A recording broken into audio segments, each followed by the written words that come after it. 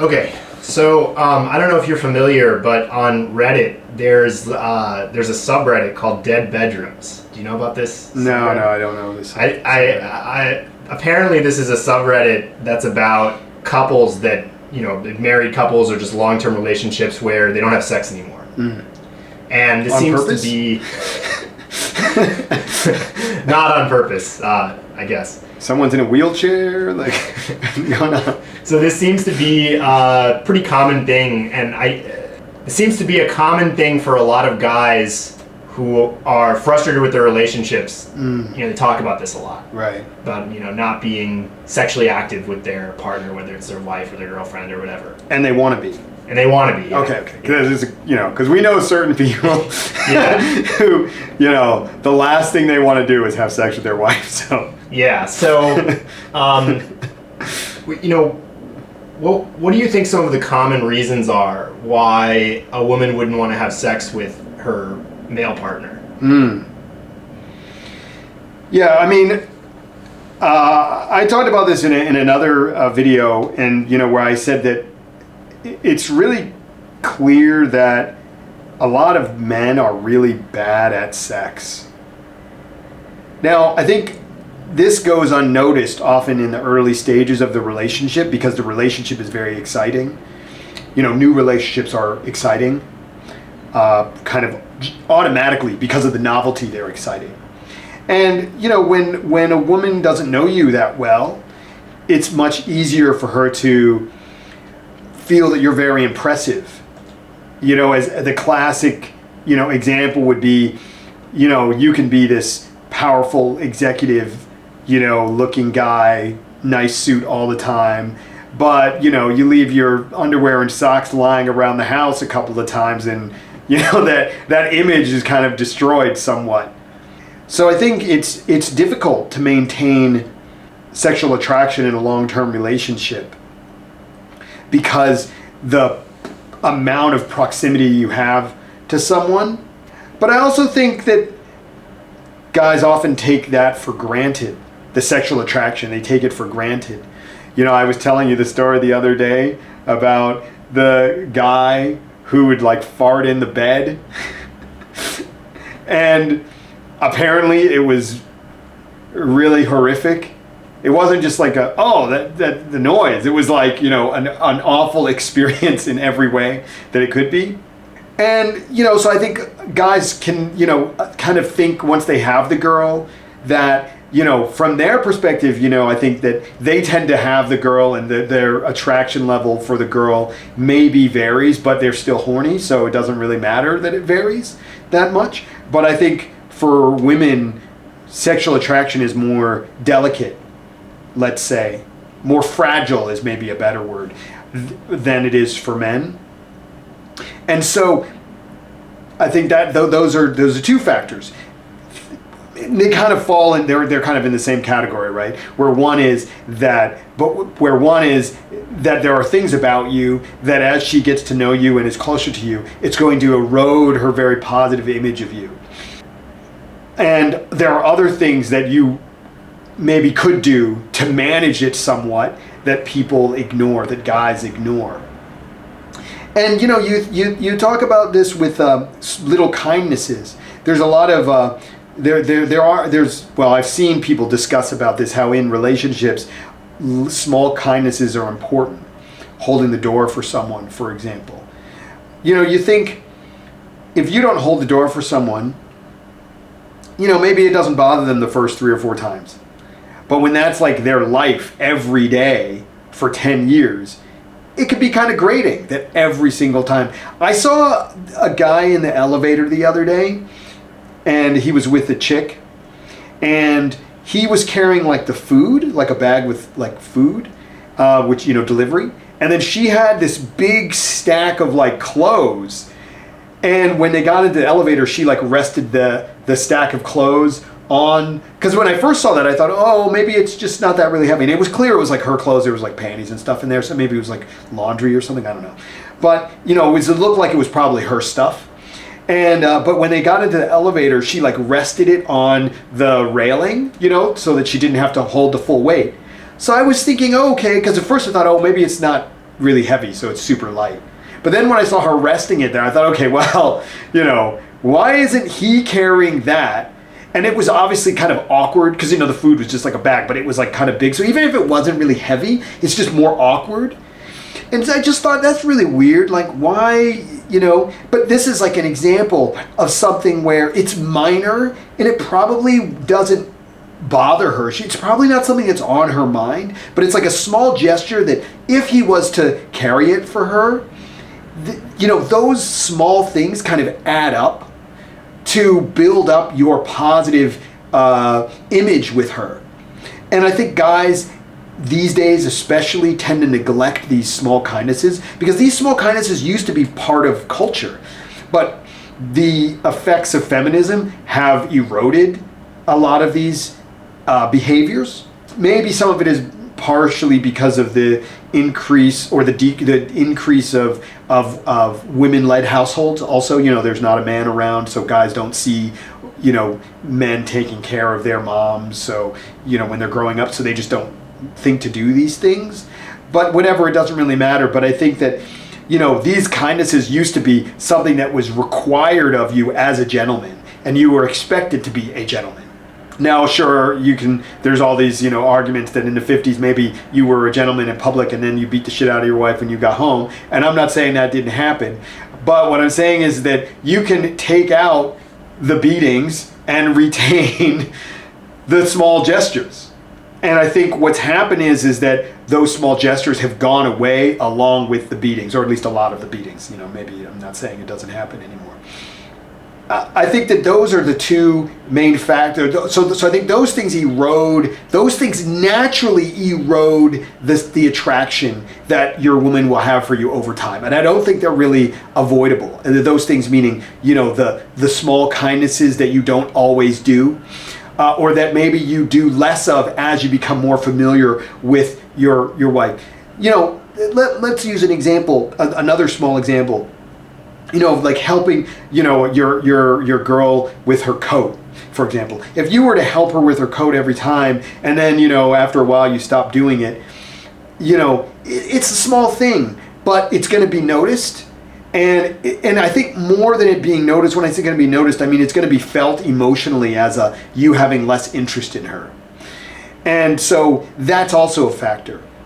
And of course, as I was saying, a lot of guys are just bad in bed, and it's, as I said, it's papered over because in the beginning of the relationship it's exciting and the girl doesn't want the guy to feel bad, and so women are somewhat complicit in this issue because they don't demand quality sex early on, partially because, well, most men are so bad that the sex is primarily based on their attraction for the guy, and it's not based on the quality of the sexual experience itself. So I think those are a few of the reasons that it's so common for there to be bed death. In another video I was talking about how women are always going to be unhappy about stuff. Well, those things that she's unhappy about, if you choose the wrong things, that will erode the sexual attraction. So if you're never around and you buy her expensive jewelry, that's not going to make her horny. Like, it just doesn't. She's going to appreciate the jewelry and she's going to like showing it off. But, that's not the sort of thing that's going to build the required intimacy. I often say that there's typical complaints from women are things like, we don't have any fun anymore. He doesn't listen to me. He doesn't really care about me. And so when we're talking about these small kindnesses, all of them help to allay these feelings that women can have in a way that jewelry does. But it's great in Titanic, that they use this as a perfect example where she gets this huge jewel, but she feels nothing about it much because she thinks the guy doesn't really care about her. And so that goes to show that women can relate to that. They can understand that. They can understand that having a big jewel that might look great on social media to their friends doesn't really doesn't mean that they're going to be fulfilled. So, there you go. I think those are the Okay. things. And then, so the next question is, let's say that you're a guy that's been with a girl for a very long time, and you're not having sex anymore, and the guy wants to. How does he solve the problem? Yeah, this is a tough one. You know, this is sometimes when my clients come to me with a problem, I say to them that, you know, this is like you break a vase, and like, you know, you can repair it, but it's never going to be the same. I think that, you know, sex can be one of those things where once you've screwed up the dynamic, it's really difficult to fix. But if you're dedicated to fixing it, I mean, first of all, how does your woman feel about this problem? Does she think it's a problem? Because there are some women who do think that it's a problem and understand that it's damaging to their marriage or their relationship, that they're not sexually interested in their partner. And some women care. Okay, so there's another thing. For a lot of women, sex isn't really that important. So they can be very satisfied in a essentially non-sexual relationship. So, you know, if in your selection criteria, you choose a woman whose sex is not very important to her, then sex is basically for you. Now, if she feels that she's already doing a lot of things for you, then why should she do this additional thing for you that also involves a level of disgust, let's say? Okay. Now, what I mean when I say that is, sex is a dirty business. People's fluids, people's body parts inside your body parts. You know, it's kind of nasty. I mean, especially if you do it the way I like to do it. It's nasty. So you have to have a certain feeling about the other person that you don't feel nasty when you do it with them, right? That's a key aspect. And so by eroding a lot of the, you know, through the process of erosion of a lot of your putting your best self forward, you've allowed that feeling to creep in and to become a predominant feeling. So you have to do things to clean up your image, your physical attractiveness, your grooming. A lot of this stuff we tend to, you know, put it aside because we think, well, you know, she loves me, she cares about me. I mean, because women are really into the romance, especially in the early stages, they tend to not think about or ignore or not make it clear how the practical aspects, how important the practical aspects are. So women push this idea that love is unconditional, right? Guys pick this up from women in movies. We don't really tend to operate on this unconditional love idea so much. But we get that sort of fed to us, right? And then we get really, I think, surprised and maybe disappointed when we find out that unconditional love doesn't include sex. So I think that's a big issue, is that guys come into it with the wrong idea, right? They come into it with the idea that unconditional love involves sex. Whereas a woman will say, well, I love you, but I don't want to fuck you. And a guy will think, well, I want to fuck lots of people I don't love, so how could you not want to fuck me if you supposedly love me? You know, so I think that you definitely have to get the basics handled. And as you get older, in general, you know, because I mean, if we're talking about people who've been in a relationship for 5 years or 10 years, it is not uncommon for grooming to become more difficult or more challenging or require more time. So, you know, you got to put in the time. You know, maybe you should shave your beard if you have a beard. Maybe you think it makes you look really manly, but maybe your wife or girlfriend doesn't like it and you need to shave it. Maybe you should change your hairstyle. Maybe you need to change how you dress. You know, maybe she thought the lumberjack look was really cool when you were 28, but now you're 35 and she doesn't find it very appealing anymore. So you need to evolve how you look with the times. Maybe you need to buy new underwear. Maybe you've been wearing the same underwear for 5 years and it's not really very appealing anymore. Once again, I think for women there's often a lot of small things. It's like guys often tend to focus on the big things, you know. You think, well, I took her out for a nice dinner, or I took her on this trip, and it's like, yeah, well, maybe things are good for that trip, but a month later she's not going to be thinking about oh, well, he took me out on that trip. It's like, it's the everyday things. It's the everyday things that really matter. And those everyday things are more challenging, obviously. It's much easier to plan, something for their birthday than it is to groom yourself well every day. Get in shape. Generally speaking, most people, as they age, they don't, you kind of have this youth that's kind of worked in your favor for your physique, and then it's gradually declines. Most people play some kind of sport as a kid, so they kind of, and they just sort of ride that, ride the health benefits from that for as long as possible.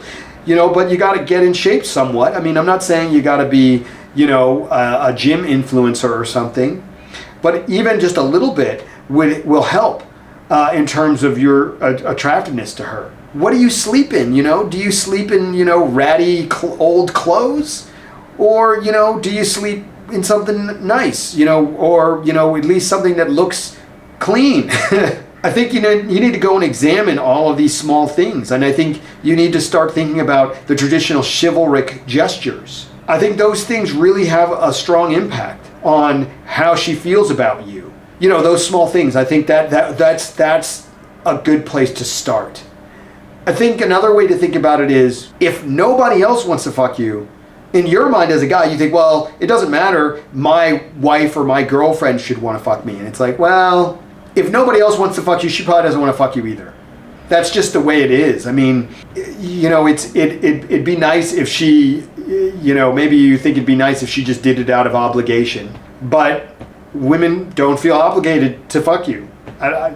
We kind of think that they should feel that way. I mean, I certainly thought they should feel that way when I was younger and in my first relationship. But as it turns out, that's just not how it is.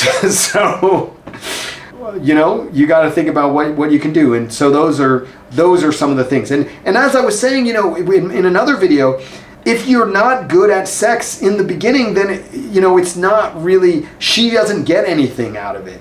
And so that's a mistake that that many guys make early on. And obviously, if you've been with someone for 10 years, it's a lot harder to fix. But for those of you who are not in a relationship right now, get your sex game on point. If she doesn't enjoy the sex, then she needs to have even more reasons to have it with you. And so you're making it harder on yourself.